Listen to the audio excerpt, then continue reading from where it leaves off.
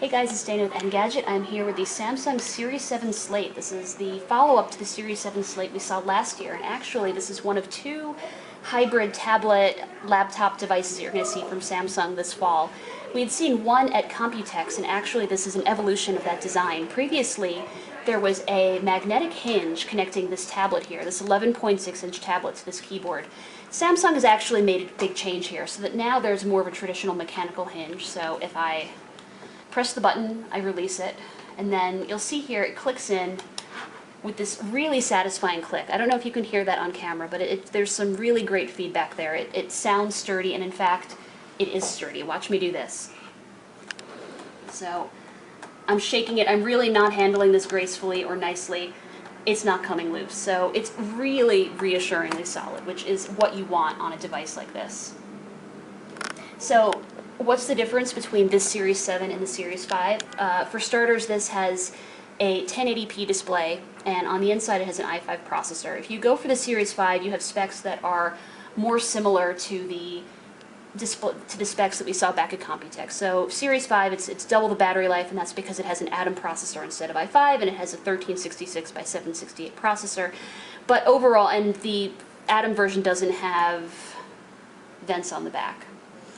But otherwise, it's a very similar design, and it's a very similar concept where you lock in the tablet into this keyboard dock, which may or may not come with the configuration you buy. You can buy configurations where it's bundled, or you can buy it separately for $100, your choice.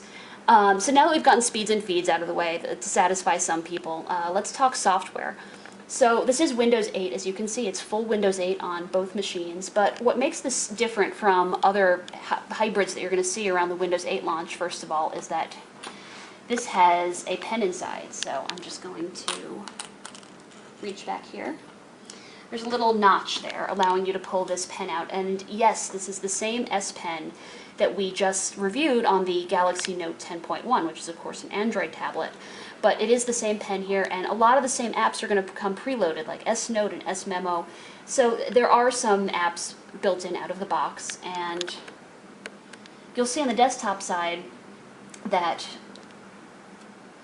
as with the Samsung Series 5 Ultra Touch, which was also announced here at IFA, or at IFA in Berlin, there are certain Windows 8 specific apps that Samsung has bundled. These include settings, where you can have all your settings in one place, and there's S Support, there's S Manager, they are what they sound like, and there's S Launcher, which essentially replaces the start menu for people who are really missing it. And we've launched the start menu.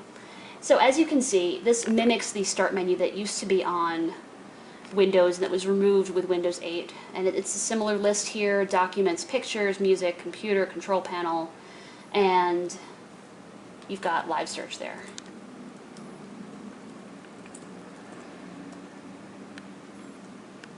So you see it's narrowing down for Microsoft. And you saw there with the pen I was hovering. I should also say that this has 1024 degrees of pressure sensitivity. So this really is the same S Pen as before. I know I said that, but that's one of the things that makes it the S Pen. So yeah, I think we've covered it. And also, I should say before I forget, there's some other Windows 8 apps on there that should remind you of other products that Samsung has put out. So you're going to have the various hubs, the music hub, things like that, and also an all-sharing app that allows you to share with other devices regardless of brand using DLNA.